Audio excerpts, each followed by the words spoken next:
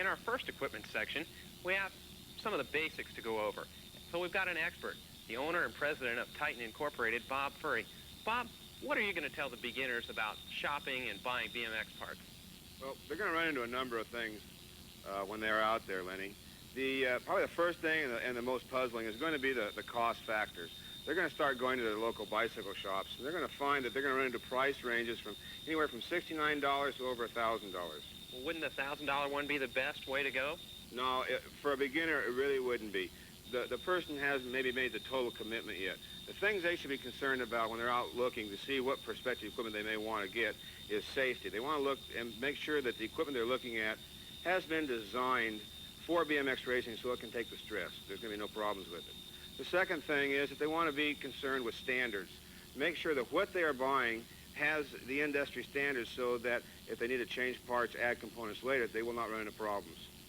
The third thing is go to more than just one shop, Lenny. They should be going to a number of shops and talking to and getting different opinions from each shop owner. Well, this here looks like a bike shop, Bob. We've got a couple bikes here in front of us. Tell me something about the different sizes that we have in front of us.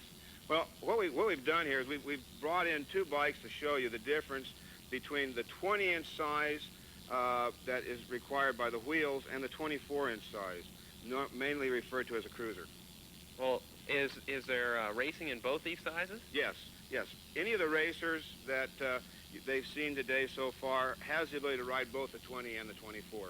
It's merely a preference as to which one they want to race or both together. Well, if I walk into a bike shop and I want to ride this size, which I imagine is the 20-inch size, do I just tell them, put me on a 20, and they'll know what to do? How does that work? No, again, once a rider has decided, what size of a bicycle they'd like to race, whether it be a 20-inch in the 20-inch class or a 24, they then can go in and they can either design and create their own bicycle through component selection, which is selecting individual parts, or buying a bike in a kit form. And again, I would recommend to beginners and people that are just starting to race to go ahead and use a kit bicycle. These are manufactured by reputable BMX manufacturers that have assembled good quality components, and it keeps the price down. Sounds pretty easy to me, Bob. Well, it really isn't just that easy. One thing you got to remember is we're talking about a sport with a complete size spectrum.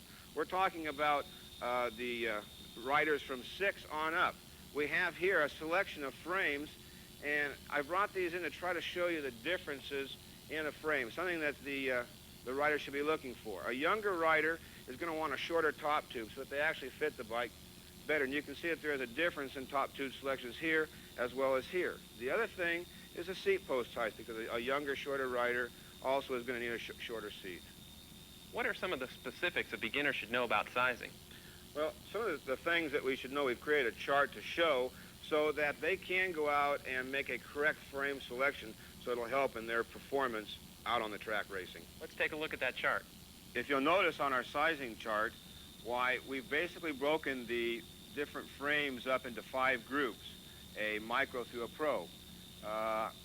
The way you can use this chart is, let's say that you're a rider between 3'10" and 4'4". You would look on the chart and you can see where it says you should be looking or shopping for a mini frame.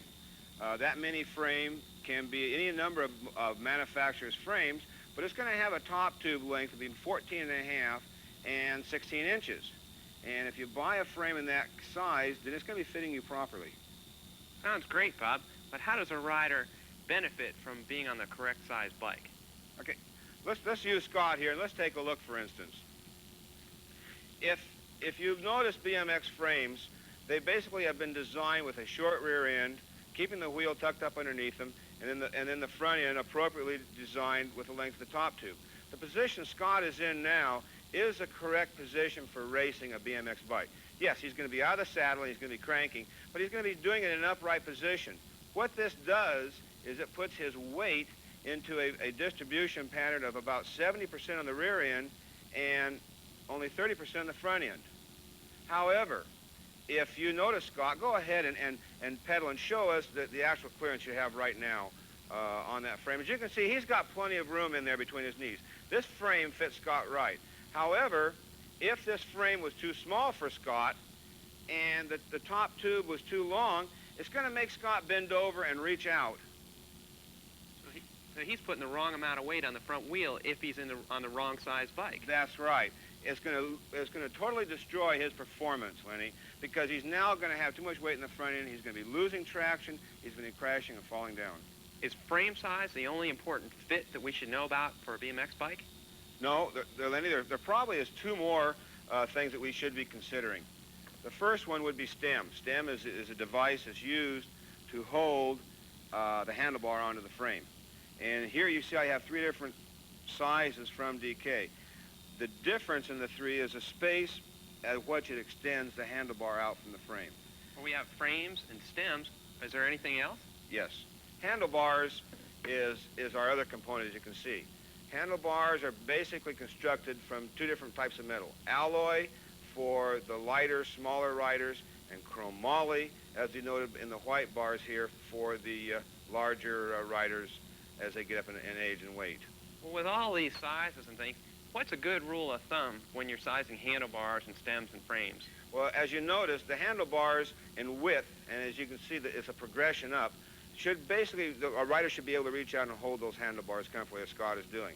Secondly, you can see that the handlebars rise in height.